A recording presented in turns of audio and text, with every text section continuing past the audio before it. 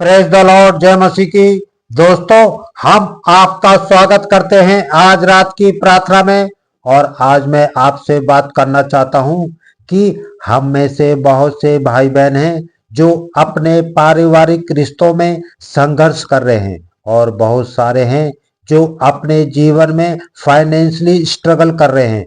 तो इसलिए आज मैं आपको सिखाऊंगा इन 3 बातों के द्वारा कि आप इन 3 बातों को अपने जीवन में अप्लाई करें। आपके पारिवारिक रिश्ते भी ठीक होंगे और आप फाइनेंशियली भी ठीक हो जाएंगे, मजबूत हो जाएंगे। हम लोग देखते हैं यूहन्ना रचित सुसमाचार उसका 6 अध्याय में यदि 7 से लेकर 14 पद तक आप पढ़ेंगे तो वहां पर आपको ये 3 बातें सीखने को मिलेंगी। हम लोग पढ़ते हैं 7 पद में लिखा है, फिलिप्पुस ने उसको उत्तर दिया कि 200 दिनार की रोटी उनके लिए पूरी भी ना होगी कि उनमें से हर एक को थोड़ी थोड़ी मिल जाए। आमीन। और 9 पद में लिखा है, यहाँ एक लड़का है जिसके पास जबकि 5 रोटी और 2 मछलियां हैं, परंतु इतने लोगों के लिए वे क्या हैं। आमीन। यहाँ पर जब बहुत बड़ी भीड़ यीशु मसीह के पास आ रही थी तो यीशु मसीह ने फिलिप्पुस से कहा कि इतने लोगों के लिए हम रोटियां कहाँ से लेकर आएं। तब फिलिप्पुस कहता है कि इतने लोगों के लिए तो 200 दिनार की रोटियां भी हम खरीद कर लेकर आए, तब भी इनके लिए कुछ भी नहीं होगा। फिर अंद्रयास कहता है कि यहाँ एक बच्चा है जिसके पास 5 रोटी और 2 मछलियां हैं, परंतु वे भी थोड़ी है। इतने लोगों के लिए क्या होगा। हम में से बहुत से भाई बहने, हो सकता है आप उनमें से एक हो जो सोचता है मेरे पास तो थोड़ा है, इससे क्या होगा। मेरे पास तो थोड़ा सा है, इससे क्या होगा। मेरा जो लाइफ पार्टनर है वो तो सही नहीं है, तो फिर कैसे मेरा जीवन यापन सही से चलेगा। मेरा जो परिवार है, जो परिवार वाले सही नहीं है, तो फिर कैसे मेरा जीवन यापन होगा। यहाँ पर हम देखते हैं इतनी बड़ी भीड़ है और 5 रोटी 2 मछलियां और 200 दिनार, इतने से क्या होगा। इतने से तो इतनी बड़ी भीड़ के लिए कुछ भी नहीं होगा। ये तो थोड़ा सा है। हो सकता है आपके मन में भी ये विचार हो, मेरी जो इनकम है, मेरी जो सैलरी है, मेरा जो प्रॉफिट है वो तो थोड़ा सा है। मेरे जो रिश्ते हैं ये तो बेकार लोग हैं, इनके अंदर वो बात नहीं जो मैं चाहता हूं। जो मुझे चाहिए वो तो नहीं है, जो मुझे चाहिए वो तो है ही नहीं। इन लोगों के अंदर कमियां हैं। फिर हम इससे आगे देखते हैं कि यीशु मसीह ने कहा कि उस बच्चे से रोटियां लाओ, और उस बच्चे से वो 5 रोटियां 2 मछलियां प्रभु के हाथों में समर्पित करते हैं। लिखा है 11 पद में कि उसने रोटियां ली। प्रभु यीशु मसीह ने रोटियां ली। सबसे पहली बात जो थोड़ा सा था उसको इस बच्चे ने या फिर चेलों ने यीशु मसीह के हाथों में दिया, यीशु मसीह को समर्पित कर दिया। ये थोड़ा सा था लेकिन उसे भी उन्होंने यीशु मसीह को दे दिया। कहने का मतलब क्या है, आपके पास जो थोड़ा है, जो आपके पास थोड़ी सैलरी है, उसे आप प्रभु के हाथों में समर्पित करें। आपके पास जो रिश्ते हैं, जो गड़बड़ी है, जो कड़वाहट है, जिन रिश्तों में, उन रिश्तों को जिसमें आपको कमियां नजर आ रही हैं, उन रिश्तों को प्रभु के हाथों में समर्पित करें। उन रिश्तों को, अपने परिवार को प्रभु के हाथों में समर्पित करें। अपने बच्चों को जिनमें आपको कमियां नजर आ रही हैं, जो बिगड़ गए हैं, जो गलत रास्ते पर हैं, उनको प्रभु के हाथों में समर्पित करें। अपने बिजनेस को, अपनी जॉब को प्रभु के हाथों में समर्पित करें।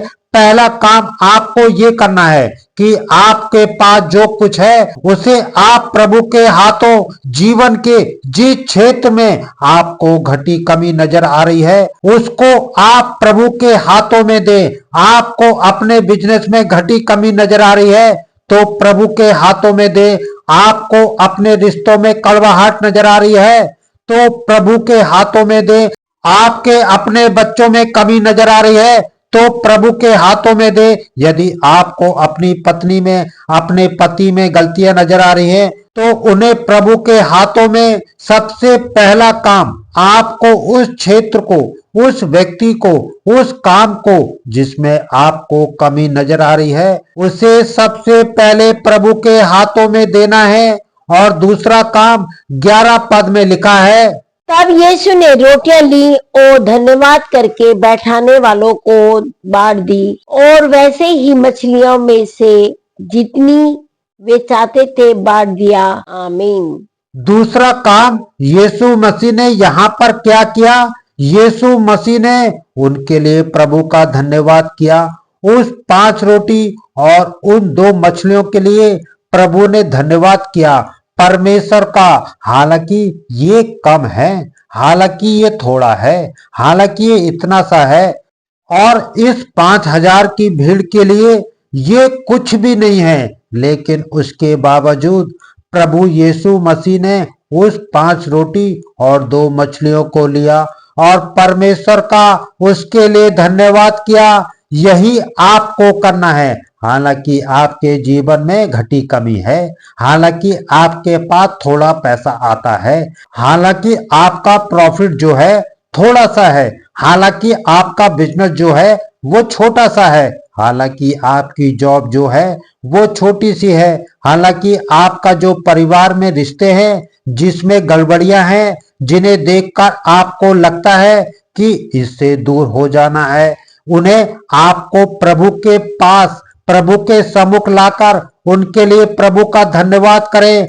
चाहे आपका पति एडिक्शन में क्यों नहीं हो, चाहे आपकी पत्नी गलत रास्ते पर क्यों नहीं है, लेकिन आपको उन्हें प्रभु के हाथों में देकर प्रभु का धन्यवाद करना है, उनके लिए प्रभु का धन्यवाद करना है। क्योंकि प्रभु ने आपको जोड़ा है, इसलिए आपको उनके लिए जो कुछ आपके पास है उसके लिए प्रभु का धन्यवाद करना है।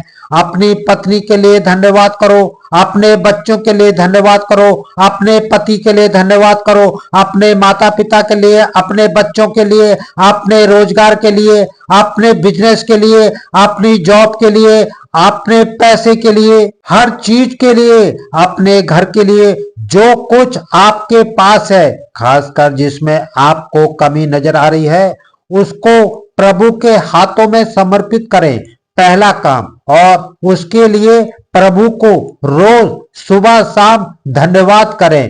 ये दूसरा काम, धन्यवाद करें। मैं ये नहीं कह रहा हूं कि उसके लिए प्रार्थना करें। यस, प्रार्थना करना इंपॉर्टेंट है, लेकिन मैं आज कह रहा हूं कि उसके लिए आप प्रभु का धन्यवाद करें। प्रभु तेरा धन्यवाद, तूने मुझे बहुत अच्छे बच्चे दिए। प्रभु तेरा धन्यवाद, तूने मुझे बहुत अच्छी पत्नी दी है। प्रभु तेरा धन्यवाद, तूने मुझे बहुत अच्छा पति दिया है। प्रभु तेरा धन्यवाद, हमारे रिश्ते बहुत अच्छे हैं। प्रभु तेरा धन्यवाद, ये बिजनेस तूने मुझे बहुत अच्छा दिया है। प्रभु तेरा धन्यवाद, ये जॉब तूने मुझे बेस्ट दी है।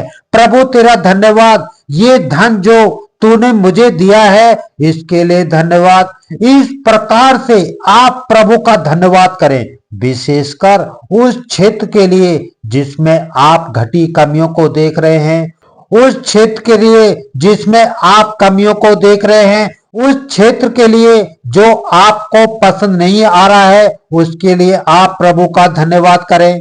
तीसरी बात हम लोग देखते हैं 12 और 13 पद हम लोग पढ़ेंगे। जब वे खाकर तृप्त हो गए तो उसने अपने चेलों से कहा कि बचे हुए टुकड़ों बटोर लो कि कुछ फेंका ना जाए। सो उन्होंने बटोरा और जबकि 5 रोटियों के टुकड़े जो खाने वाले से बच रहे थे उनकी 12 टोकरियां भरी। आमीन। यहाँ पर प्रभु यीशु मसीह ने अपने चेलों को एक निर्देश दिया कि बचे हुए टुकड़े को उठा लो, एक भी टुकड़ा जमीन में ना गिरे, सब कुछ उठा लो, उसे बटोर लो। किसी व्यक्ति ने अगर थोड़ा भी छोड़ा है उसे बटोर लो। और बाइबल कहती है कि 5,000 से अधिक भीड़ ने खाकर तृप्त हुए और उसके बाद 12 टोकरियां बच गईं। 12 चेलों के 12 टोकरियां भर के बच गईं। यहाँ पर प्रभु यीशु मसीह कहते हैं कि बर्बाद मत होने दो, किसी भी चीज को बर्बाद मत होने दो, खराब मत होने दो, उन्हें फेंको मत, उन्हें संवार लो, उन्हें बटोर लो। समझ रहे हैं आप मेरी बात को? यदि आपको लग रहा है कि आपका पति खराब है, उससे रिश्ता तोड़ने के बजाय पहले आप उसे बटोर लो, उसे संभालने की कोशिश करो, उसको सही रास्ते पर लाने की कोशिश करो, उसके लिए प्रार्थना करो, उसके लिए धन्यवाद करो। रिश्तों को तोड़ो नहीं। प्रभु कह रहे हैं कि फेंको मत, उन्हें बटोर लो, टूटने मत दो, बिखरने मत दो, उन्हें एक करो। कोशिश आप पहल करो, आपको उन्हें एक करना है। आपके बच्चे गलत रास्ते पर हैं, बिगड़ गए हैं, प्रार्थना तो करना है, लेकिन उन्हें एक करने की कोशिश करो, उन्हें सुधारने की कोशिश करो, उन्हें सही रास्ते पर लाने की कोशिश करो। ये नहीं कि उन्हें फिर उनकी इच्छा पर छोड़ दो, नहीं, उन्हें वापस लाने की कोशिश करो। आपके रिश्तों में दूरियां आ गई हैं, कड़बड़ाहट आ गई है, लड़ाई झगड़े आ गए हैं, मन मिटाव आ गया है, शक आ गया है।